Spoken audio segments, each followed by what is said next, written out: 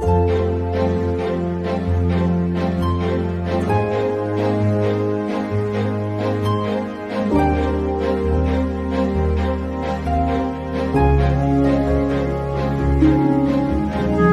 भाई बना जाग गया, मारने की अपेक्षा पुनः समर्पित हो गया।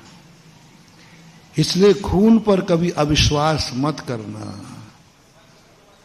व्यक्ति पर अविश्वास हो सकता है, खून पर विश्वास नहीं उठाना। दूध पर से कभी विश्वास नहीं उठाना। दोनों भाई हैं। एक दिन कहा था ना हमने कि हनुमान से जब रामचंद्र जी ने कहा लक्ष्मण को दूर खड़ा करना, जब वो रावण की अर्थी में गए तो हनुमान जी कहते किससे संदेह है? बोले विभीषण से। बोले साहब विभीषण से संदेह? वो तो आपके लिए अपने भाई को मरवा दिया, उस पर संदेह? बोले हाँ, अर्थी को देखकर खून, अर्थी को देख करके खून खौल सकता है और वो सोचेगा कि किसने मारा मेरे भाई को, क्रोध में आ सकता है। देखा गया है, ऐसा देखा जाता है। इसलिए दुनिया में अपनी जिंदगी में कुछ ऐसा कुछ करो। कल कहा था मैंने, हम अपनों के काम बहुत आते हैं, ये कोई परोपकार नहीं, ये तो मोह है। हम उपकार के बदले उपकारी के बहुत काम आते हैं, ये कोई बड़ी चीज नहीं, ये व्यापार है। तुम हमारे काम आए, हम तुम्हारे क्या, कोई विशेषता नहीं है, कोई विशेषता नहीं। नैतिकता है, धर्मात्मा की निशानी नहीं है। जो अपनों के काम आ रहा है वो कोई धर्मात्मा नहीं है, वो तो मोह है। अपनों के काम तो हमने कल कहा था ना, बिल्ली भी अपने बच्चों के काम आती है, शेरनी अपने बच्चों के काम आती है, सारा जगत अपनों के काम आता है। ये कोई बड़ी बात नहीं, ये तो मोह है। पशुओं में भी ये लक्षण होता है, पशुओं में भी ये लक्षण होता है, और मनुष्यों का लक्षण होता है जो उपकारी के काम आते हैं। इसने मेरे ऊपर उपकार किया था, इसलिए मैं भी इसके उपकार को कभी भूलूंगा नहीं, कभी नहीं भूलूंगा, क्योंकि उपकार किया था। ये मनुष्य का लक्षण है। और जो उपकारी को भूल जाता है वह मनुष्य नहीं, पशु है। कल मैंने इसकी विशद व्याख्या की थी।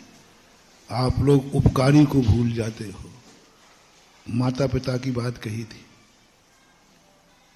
परिवार की बात कही थी, धर्म की बात कही थी।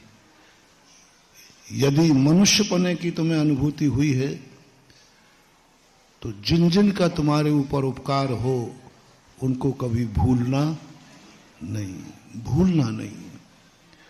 हमेशा एक बात ध्यान रखना, इसने उपकार किया है, मैं इसके काम आऊंगा। जब भी उसको जरूरत पड़े, धर्मेंद्र पद्मावती ऐसे ही आए थे और किसी के नहीं आए बचाने। उन्होंने कहा नहीं, जब प्रभु मेरे काम आए हैं तो मैं भी इनके काम आऊंगा, यदि मनुष्य हो तो।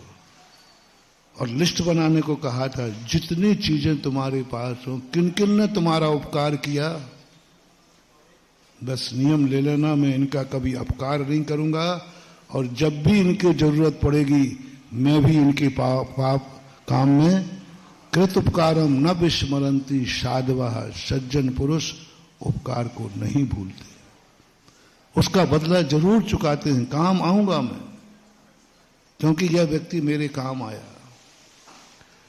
किसी व्यक्ति को आप चाह रहे हैं, इसलिए काम तो नहीं आया लेकिन कभी काम आ सकता है। ये धर्मात्मा की निशानी नहीं है, ये मनुष्य की निशानी है, इंसानियत है, ये इंसानियत कहलाती है। पशु कार्य को भूल जाता है, बड़े होने के बाद वो अपने माँ बाप को भी भूल जाता है, उनके काम नहीं आता। माँ बाप ने उसको कितना पाला पोसा, लेकिन अंत में पशु माँ बाप के काम नहीं आता। इसी प्रकार तुमने मनुष्य बनकर माँ बाप के यहां जन्म लिया और अंत में जाकर के तुम उसके इतने निकृष्ट में आ गए कि उनके काम ही नहीं आ पाए। या तो साधु बन जाओ, बेटे के काम तो आ रहे, या तो किसी काम में मत आओ। एक है तरीका उपकारी को भूलने का।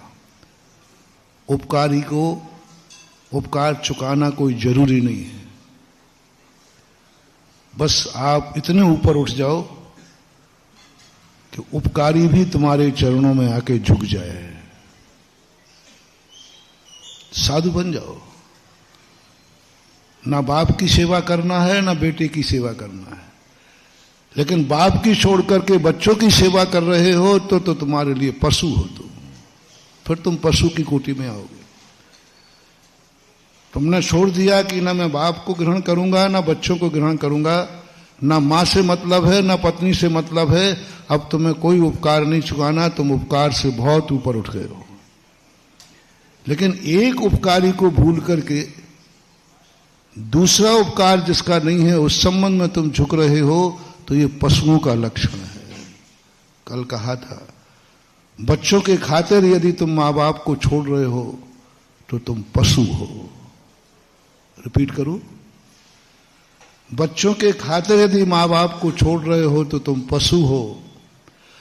पत्नी के कारण यदि माँ बाप को छोड़ रहे हो तो तुम पशु हो।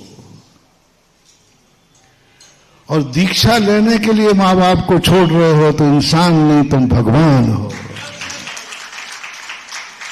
छोड़ तो रहे ना दोनों, लेकिन किस लिए छोड़ रहे हैं? दीक्षा लेने, वैराग्य पथ के लिए जा रहा है।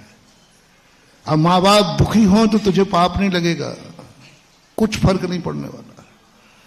लेकिन तू पत्नी और बेटों के साथ जा रहा है, माँ बाप को तू दुखी कर रहा है, माँ बाप को छोड़ रहा है, जा बर्बाद हो जाएगा, भस्म हो जाएगा। जितने बार उसके आंसू आएंगे, देखो इस बेटे को मैंने कितने कष्ट उठाए, कितनी मेहनत से पाला, और ये अपनी बीवी को लेके चला गया। महिलाओं से मैं कहता हूं, जिंदगी में एक अभिशाप मत लेना, नहीं तो तुम स्त्री बनने लायक नहीं रहोगी। तुम्हें नपुंसक वेद में पैदा होना पड़ेगा कि तुम किसी भी, आजकल की स्त्रियों का यही खतरा हो रहा है। यदि तुम्हारी सासू ने ये कह दिया, ये बहू आई मेरे बेटे को ले गई, ले गई नहीं बोलती, खा गई, मत लेना ये अभिशाप, बहुत खतरनाक है।